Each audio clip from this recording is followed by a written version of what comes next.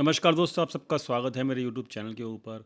दोस्तों वैसे तो मैंने आप लोगों को रेगुलरली अपडेट दिया है, आज भी दिया है। लाइव मार्केट के अंदर ही अपडेट दिया था आप लोगों को कि भाई मार्केट के अंदर अभी भी जो है बाय ऑन डिप ही मार्केट का स्ट्रक्चर है। और कल भी आपको समझाया था कि बैंक निफ्टी जो है वो अभी भी स्ट्रेंथ में रहेगा इन कंपैरिजन टू निफ्टी। और लेकिन दोनों दोनों अगर जो हैं वो आपके आपके बाय ऑन डिप ही रहने वाले हैं। ठीक है।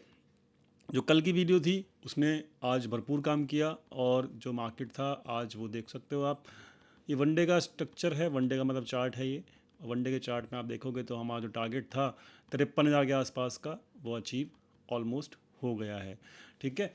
और आपको एक चीज़ और समझाई थी कल, क्या कि निफ्टी के अंदर जो है ना, आपका एक रेसिस्टेंस लेवल है जो कि है 25,490 का, ये वाला लेवल। आज देखो, आज का मार्केट का जो हाई है 480 का बना है। तो अभी 490 के ऊपर जब तक नहीं जाता मार्केट, तब तक आपको अभी शांत बनाए रखना है निफ्टी के अंदर स्पेशली। बैंक निफ्टी के अंदर कोई शांति बना के नहीं रखने की ज़रूरत है, क्योंकि बैंक निफ्टी तो स्ट्रेंथ में अभी भी है। ठीक है, वो मैं आपको समझा चुका हूँ। ठीक है, चलो ओवरऑल एक चीज़ देखते हैं। मैं आपको एक चीज़ दिखाना चाहता हूँ आज मार्केट के थोड़े से इंपॉर्टेंट लेवल्स हैं जो मैं फोकस कर रहा था, तो वो भी मैं आपको समझा देता हूँ। देखो दोस्तों, यहाँ पर मार्केट के जो इंपॉर्टेंट लेवल्स हैं निफ्टी के अंदर स्पेशली, वो तो ये है 410 का। अभी तक आप देखेंगे तो 1 2 3 4, ये चारों दिन हो चुके हैं। चारों दिन में मार्केट में अभी इस लेवल के ऊपर रेसिस्टेंस बिना हुआ है, और चार में से केवल एक ही दिन ऐसा आया है कि जिस दिन क्लोजिंग मिली है इस लेवल के ऊपर 25,410 के ऊपर क्लोजिंग मिली है, एक ही दिन ऐसा है। बाकी रेगुलरली इस लेवल को प्रोटेक्ट किया जा रहा है। ठीक है, किसके द्वारा? होगा कोई सेलर यहाँ पे। ठीक है।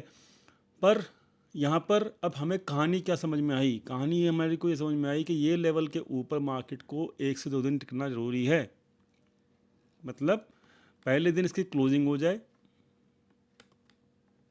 इस लेवल के ऊपर, और नेक्स्ट डे जो है वो आपका मार्केट इस लेवल के जो इस लेवल के ऊपर ट्रेड करे और फिर ऊपर निकले।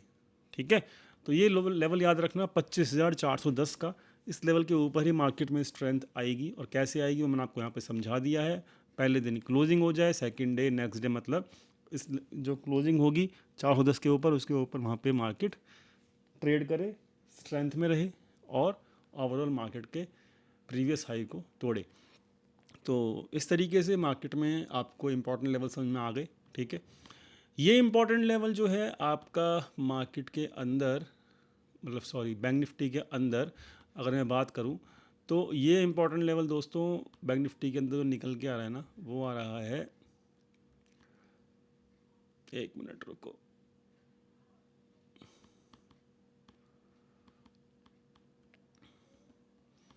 वो आ रहा है ये वाला 55,529 का।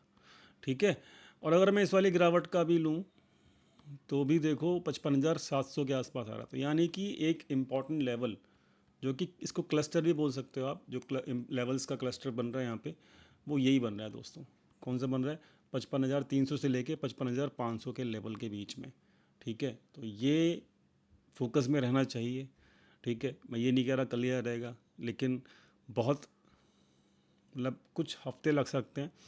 कुछ हफ्ते का मतलब ये है कि भाई ठीक है, हमें 3 4 हफ्ते 5 हफ्ते तो भी, दिवाली तक भी अगर ये लेवल आ जाए ना, तो बहुत बढ़िया बात हो जाएगा। फिर ओवरऑल एक जो मार्केट के अंदर स्ट्रेंथ बनी हुई है ना, किसकी? बैंक निफ्टी की। वो कैसे बनी हुई है समझ लो। ये रिज़ल्ट वाला दिन था जहाँ पे फॉल आया, ज़बरदस्त फॉल आया। उसके बाद यहाँ पर मार्केट के अंदर ए बना, ये बनी बी वेव। अब जो चल रहा है ना वो चल रहा है सी वेव। ठीक है, सी वेव चल रहा है। सी वेव का टारगेट हमेशा बड़ा ही होता है, तो यहाँ पर ये बड़ा टारगेट आप ये मत सोचना कि आएगा नहीं। ठीक है, सी वेव हमेशा बड़ी ही होती है, ये याद रखना। ठीक है। तो सी वेव अगर बड़ी होती है तो भाई आपका टारगेट, एक चीज़ और देख लो, यहाँ पर एक चीज़ और देख लो, एक्सटेंशन में अगर देखोगे ना लगा के, ये देखो। ठीक है, इसका एक्सटेंशन लगा के देखोगे अगर आप, ये देखो, ये भी यहीं आ रहा है। कहाँ पे आ रहा है? 55,783 पे। ठीक है। तो हर तरीके से कैसे भी लगा लो, आपका जो लेवल है वो एक ही निकल के आ रहा है 55,500 से लेके 55,700 के बीच में, और ये लॉन्ग टर्म टारगेट है। तो मैं ये कह रहा हूँ कि अभी भी कोई शॉर्ट करने वाला मार्केट तो है नहीं, ठीक है। कोई भी डिप आता है तो बाय करने वाला ही है, ठीक है। और दूसरी चीज़ कि यहाँ पर अभी इस वाली वेव मतलब सी वेव का सी चल रहा है ना। मैं कैसे समझाऊँ आपको, चलो थोड़ा रुको, मैं समझाता हूँ आपको। वेव जो चल रही है ना अभी, ये देखो, इसको मार्क कर लेते हैं ताकि हम इसको ओवरऑल स्टडी में ले पाएँ। और अभी मैं ए बी सी वेव चल रही है ना, हाँ यहाँ पे देखो, ये देखो, ये ए है, ये बी ख़त्म हुआ, अब ये चल रहा है सी। सी जो है वो मेरे हिसाब से यहाँ पे ख़त्म होना चाहिए, यहाँ पे, ठीक है। क्लियर हुआ। तो इस तरीके से ए बी सी पैटर्न में चल रहा है अभी ये, और सी वेव लंबी होती है, डिस्कस कर लिया। अब इसके अंदर जो चल रहा है ना, वो क्या चल रहा है, इसके अंदर सी वेव का सी, ठीक है, सी वेव का सी वेव चल रहा है, मतलब सबऑर्डिनेट।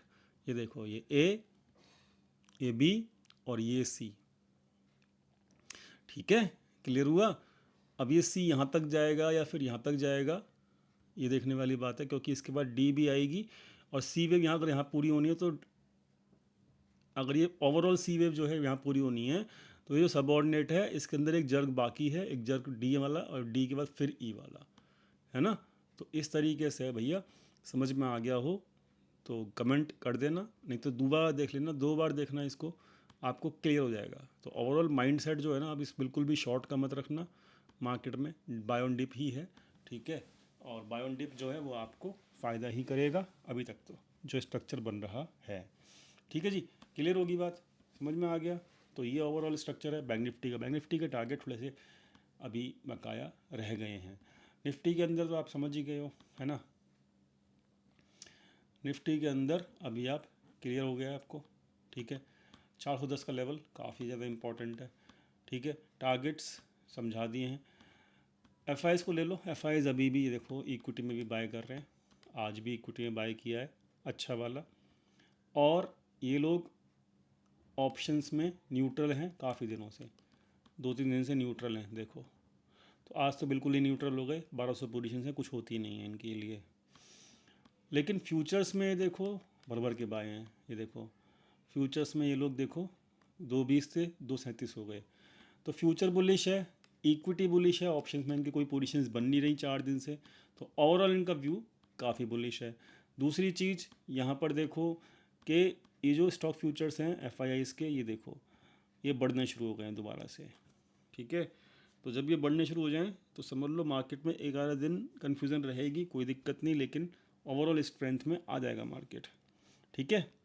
तो बस यही है कि अभी तो मैं तो जो है बाय ऑन डिप ही करूँगा, ठीक है।